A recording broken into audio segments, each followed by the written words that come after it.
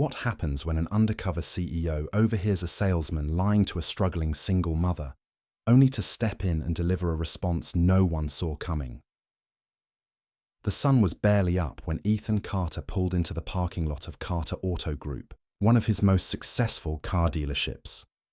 For years, Ethan had trusted his managers and staff to uphold his company's values: honesty, respect, and fair treatment for every customer. But recent reports had him worried. Customer complaints had spiked. Claims of aggressive sales tactics, hidden fees, and pushy salesmen flooded online reviews. Worse still, one review described a single mother being pressured into a car she couldn't afford. Something Ethan had sworn would never happen under his watch. "I need to see this for myself," Ethan muttered as he adjusted his disguise: faded jeans, a worn hoodie, and a ball cap pulled low over his face. Today he wasn't Ethan Carter, the CEO. Today he was just another customer. Ethan walked into the dealership and was greeted by a wall of noise, phones ringing, voices chattering, and the faint sound of a nearby commercial playing on a TV. Salesmen circled the showroom like sharks, eyeing new arrivals. Moments later, a grinning salesman in his late 30s approached. His name tag read, "Ryan, Senior Sales Specialist." "Morning, friend. Looking for something reliable today?" Ryan's voice was overly enthusiastic, but his eyes flicked over Ethan's worn clothes with thinly disguised judgment. "Just browsing," Ethan muttered. "No worries," Ryan said. "We've got some great deals, if you can keep up with the payments." He smirked like it was a joke, but Ethan didn't miss the condescending tone. "I'll let you know," Ethan replied flatly, stepping away. He wandered through the showroom, pausing now and then to observe the staff. He saw Ryan hovering near the entrance, clearly waiting for customers who looked like they had money. Other salespeople were engaged, chatting with families and explaining financing options. Then Ethan spotted something that made him stop cold. Near the corner of the showroom, a young woman, early 30s, tired eyes, and worry etched across her face, stood by a modest used sedan. Her son, about 6 years old, clutched her hand tightly. His sneakers were scuffed, and his oversized jacket suggested it had been passed down from an older sibling. "I'm just trying to find something safe," the woman told a salesman. None other than Ryan. Her voice wavered with uncertainty. "You're in luck," Ryan said smoothly. "This car's a beauty, real dependable. And for you, I can cut you a great deal. I need something I can afford," she said softly. "Money's tight." "I get it," Ryan replied with false sympathy. "But here's the thing. If you want something safe for your little guy—" He knelt slightly to smile at the boy. "You can't be cheap about it." "I'm not trying to be cheap," she said quickly. "Look," Ryan cut in. "I'll make this easy. I can get you into this car today. Just sign here, and we'll set you up with a payment plan." He held out a clipboard. "It's a steal." Ethan's eyes narrowed. Something wasn't right. Ryan was pushing too hard, too fast. "But—" The woman hesitated. "The sticker says $8,500, and you're saying I'll pay $240 a month for 5 years. "Yeah," Ryan said with a smile. "It's all taxes, fees, the usual stuff." "That doesn't sound right," the woman said. She reached for her phone. I wouldn't waste time shopping around," Ryan interrupted smoothly. "These deals go fast. If you don't take it now, someone else will." The woman's hand trembled as she reached for the pen. "Don't sign that," Ethan said, stepping forward. Both Ryan and the young woman turned to face him. Ryan's smile vanished. "Excuse me?" I said. "Don't sign that," Ethan repeated firmly. "He's lying to you." "Buddy," Ryan sneered, "this has nothing to do with you." "Actually," Ethan said, "it does." He turned to the woman. "That contract locks you into over $14,000 for a car worth half that. He's adding hidden fees, inflating the interest rate, I'm pressuring you to sign before you can think twice. The woman's face drained of colour. I didn't know. Of course you didn't, Ethan said softly. Because he didn't want you to. You can't just walk in here and start making accusations, Ryan snapped. I've been selling cars for 10 years. I know what I'm doing. Yeah, Ethan said coldly. Then you should know better. Turning back to the mother, Ethan continued. You have options. There's a better deal out there, and I'd be happy to help you find it. Thank you, she said, tears brimming in her eyes. She gathered her son and quickly left the showroom. That was a mistake, Ryan spat, stepping closer to Ethan. You think you know how this business works? I make this dealership money more than anyone else here. I know exactly how this business works, Ethan shot back. And I know that squeezing desperate people for every dollar isn't how it's supposed to be done. Ryan smirked. Well, you're not my boss, so unless you're buying something, get out. Oh, I'll be back, Ethan said quietly. And when I do, you'll wish you'd been honest. Ryan scoffed and walked away, already searching for his next target. Ethan watched him go, his mind racing. Tomorrow, he thought, I won't be undercover. Tomorrow, Ryan would learn exactly who he'd been talking to, and the entire dealership was about to change. The next morning, Ethan Carter walked into the dealership, no disguise this time. Dressed in a sharp suit, his presence turned heads immediately. Employees whispered to one another as he strode through the showroom with purpose. He wasn't here to observe anymore. He was here to act. Mr. Carter, exclaimed Paul, the dealership's general manager, as he rushed toward him. We didn't know you were coming. That's the point, Ethan replied. We need to talk. Right now. Paul paled and quickly led Ethan into his office. What's this about? Paul asked nervously once the door shut. I was here yesterday, Ethan said, and I witnessed one of your salesmen, Ryan, attempting to manipulate a single mother into overpaying for a car by thousands of dollars. He inflated her payments, misled her about the costs, and pressured her into signing on the spot. Paul sighed heavily. I've had complaints about Ryan before, but he's one of our top performers. He closes deals. He's closing deals by scamming people, Ethan shot back. And we don't operate like that. Not in my company. Look, Paul said defensively. I know Ryan's aggressive, but he brings in numbers. Customers sign those papers willingly. They sign because they're being manipulated, Ethan snapped. And if you knew about this and let it continue, you're just as guilty. Paul swallowed hard. I'll have a word with him. No, Ethan said firmly. I will. Gather the staff. I'm addressing everyone. Now. Minutes later, the entire sales team, including Ryan, gathered in the break room. The room buzzed with confusion as Ethan stood before them. I've owned this dealership for over a decade, Ethan began, and I built it on trust. People don't just buy cars here.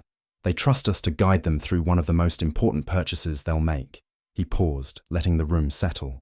But lately, that trust has been broken. Yesterday, I saw one of you lie to a struggling mother, not just bending the truth, but deliberately scamming her. Whispers swept through the room. Ryan shifted uncomfortably, but kept his arms crossed, trying to appear calm. Ryan, Ethan said, locking eyes with him, I'm talking about you. Whoa, Ryan blurted out. Hold on. I didn't scam anyone. I was just following company policy. Company policy? Ethan said coldly. There's no policy that says to lie to people or push them into deals they can't afford. I was just trying to make a sale, Ryan defended. It's not my fault if people don't read the fine print. It's your fault when you mislead them into thinking they're getting a fair deal, Ethan shot back. That family trusted you, and you saw their situation, a mother trying to provide for her child, and instead of helping her, you tried to cheat her. Ryan's face twisted with frustration. You're making a big deal out of nothing. People like her always want something for free. The room went silent. Get your things, Ethan said coldly. You're done here. Ryan blinked in disbelief. Wait, you can't just fire me. I just did, Ethan said firmly. Now leave. Murmurs swept the room as Ryan stormed out. Is this really happening? One employee muttered. It's about time, another whispered. Ethan turned back to the staff. I know Ryan wasn't the only problem here. I've heard the stories. Customers. Pushed into overpriced deals, hidden fees snuck in at the last minute. That ends today. But a young salesman named Josh spoke up. What if we lose sales? Ryan always said pressure is the only way to get people to sign. Then we sell honestly, Ethan replied, because people don't just come back for good cars, they come back for trust.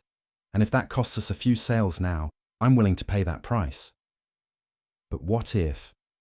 Josh trailed off, still unsure. If you treat customers right, Ethan said, they'll come back. They'll tell their friends and their family. That's how you build a dealership that lasts. That afternoon, Ethan was still thinking about the young mother and her son. He couldn't shake the look of anxiety on her face as Ryan had pressured her. Determined, Ethan dug through the dealership's logs until he found her information, Jessica Harper.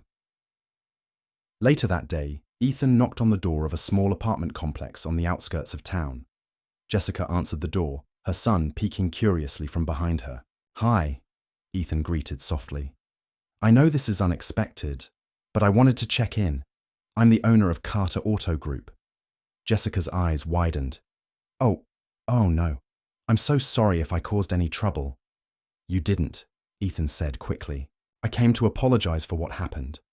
What Ryan tried to do was wrong, and I've made sure it won't happen again. Jessica sighed in relief. Thank you, she said quietly. Honestly, I was just grateful someone stepped in. That's not enough, Ethan said. I'd like to make things right. He handed her a folder. I found a better car for you.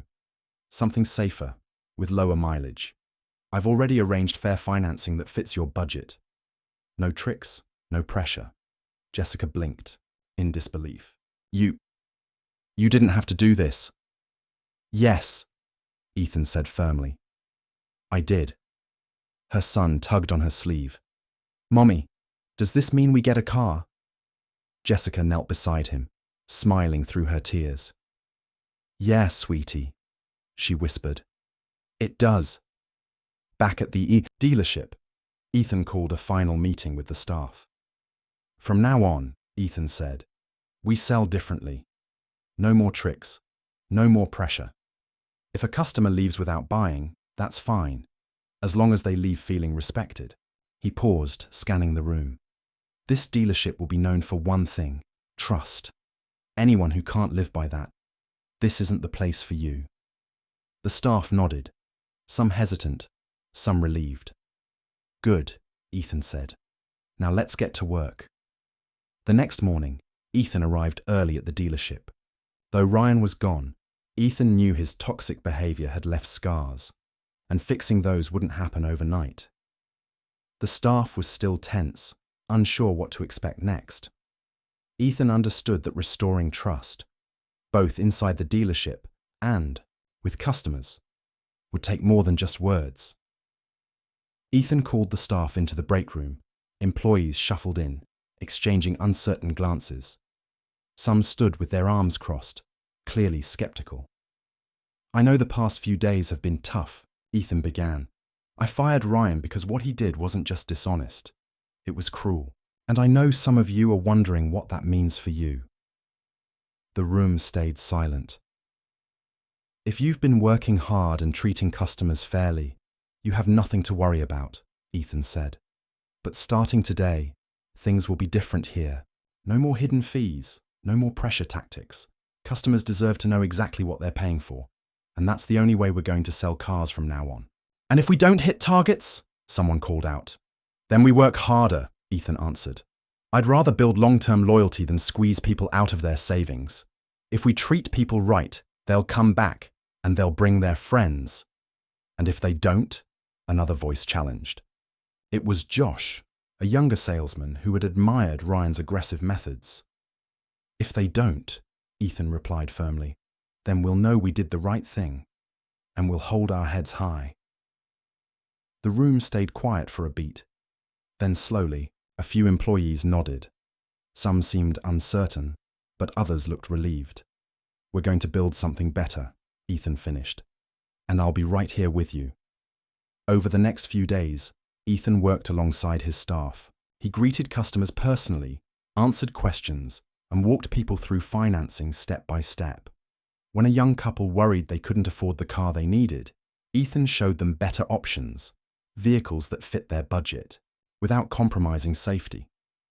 When an elderly man was unsure about his trade-in value, Ethan patiently explained the process. Word spread quickly. Customers who had once been wary of Carter Auto Group were now recommending the dealership to friends. "I've been coming here for years," one longtime customer told Ethan. "Feels like the place I used to know is finally back." One afternoon, Ethan was reviewing paperwork when he spotted Jessica, the single mother Ryan had tried to scam, walking into the dealership. Her son, Eli, held her hand tightly. Ethan stood to greet her. "Jessica," he said warmly, "good to see you again. What brings you back?" Jessica smiled nervously. "I just wanted to say thank you. That car you helped me find, it's been amazing. I've been able to get to work on time, and Eli's school runs have been so much easier. I don't know what we would have done without it." "I'm glad it's working out," Ethan said. "You deserve some peace of mind." "Actually," Jessica paused, "I was wondering if you had a part-time position open. I don't have much experience with sales, but I'm a fast learner." Ethan smiled. "I think we can find a place for you." In the following weeks, Jessica started working at the front desk, greeting customers, organizing paperwork, and ensuring visitors felt welcome. Her calm, warm demeanor quickly became a highlight of the dealership's new reputation. Customers remembered her kindness, and they trusted her. "She's doing great," Paul, the general manager, told Ethan one morning. "People actually ask for her when they come in." "I'm not surprised," Ethan replied. "She's exactly what this place needed." Late one evening, as Ethan prepared to leave, he spotted a familiar figure lingering outside the dealership's lot. Ryan. Curious, Ethan walked out to meet him. "What are you doing here?" Ethan asked cautiously. Ryan turned, clearly embarrassed. I just wanted to see how things were going. Guess I wanted to know if you were right." "We are," Ethan said simply. "Customers are coming back because they trust us now." Ryan shifted uncomfortably. "Yeah, I guess I never really understood that." He paused. "For what it's worth, I'm sorry." "I'm not the one you should apologize to," Ethan said. "That family, Jessica and her son, they're the ones you hurt." "I know," Ryan muttered. "I'll reach out." "I hope you do," Ethan said, "because this place isn't about numbers or deals. It's about people. The sooner you understand that, the better." Ryan nodded slowly. "I'll try." A month later, Carter Auto Group's reputation had completely transformed.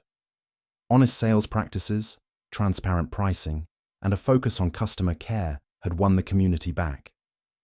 Staff members who once followed Ryan's aggressive methods now took pride in doing things the right way. "Feels good to be proud of this place again," Paul said as he and Ethan watched a happy family drive off the lot in their new car. "That's what happens," Ethan replied, "when you put people first." Over the next few weeks, Carter Auto Group flourished under its new values. Customers who once felt pressured and deceived now returned, praising the dealership's honesty. Word spread quickly, not just about the great deals, but about the kindness and respect people received the moment they walked through the doors. But Ethan knew his work wasn't finished. Real change wasn't just about boosting sales. It was about ensuring no customer, no employee, and no family would ever feel mistreated again.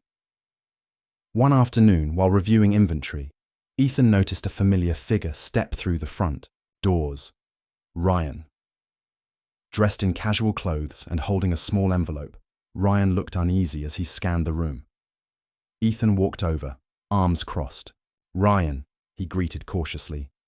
"Didn't expect to see you here." "I know," Ryan said quietly. "I wanted to talk to Jessica. Ethan studied him. Why? To apologize, Ryan said, his voice strained. I owe her that. Ethan considered him for a moment, then nodded. Wait here. Moments later, Jessica appeared, her face guarded. Hey, Ryan said, clearing his throat awkwardly. I know I'm probably the last person you want to see, but I wanted to say I'm sorry. For everything. You tried to scam me, Jessica said, her voice firm. You didn't just lie. You put my family at risk. I know, Ryan said quietly. I can't take it back, but... He handed her the envelope. I got a new job last week. It's not much, but I've been saving up. I'd really like you to have this. To help with whatever you need. Jessica hesitated, then slowly took the envelope. Inside was several $100s in cash. Her expression softened, and for the first time, Ryan's face showed something. Real regret. Thank you, Jessica said softly. But next time, just be better. I will, Ryan promised. Later that evening, Ethan stood outside the dealership with Jessica as she prepared to head home. You handled that well, Ethan said. Ryan's lucky you even spoke to him. I wasn't sure if I should, Jessica admitted. But I know what it's like to struggle. If he's trying to change, maybe he deserves a second chance. You're a better person than most, Ethan said, smiling. I'm glad you're part of this team. Jessica smiled back. I am too. 2 weeks later, Ethan hosted a company-wide gathering to celebrate the dealership's transformation. Employees, their families, and loyal customers filled the lot as Ethan stood on a small stage, microphone in hand. When I started this company, Ethan began, I believed in one thing, that trust matters more than sales. But somewhere along the way, we lost that. He paused, scanning the crowd. Thanks to this amazing team, we fixed that. He gestured toward Jessica. I want to recognize someone who reminded me what honesty, courage, and resilience look like. Jessica, would you join me? Jessica's eyes widened as the crowd applauded. She stepped forward, standing beside Ethan. Jessica started here as a customer who was treated unfairly, Ethan said. But instead of walking away, she gave us a second chance. And now she's one of the reasons this dealership feels like home again. He reached into his pocket and handed Jessica a set of keys. This is for you, Ethan said. A brand new SUV, reliable, safe, and perfect for school runs. No strings attached. Tears welled in Jessica's eyes. I don't know what to say. Just keep being you, Ethan said with a smile. That's enough. As the crowd erupted in applause, Jessica's son, Eli, ran onto the stage, wrapping his arms around his mother's waist.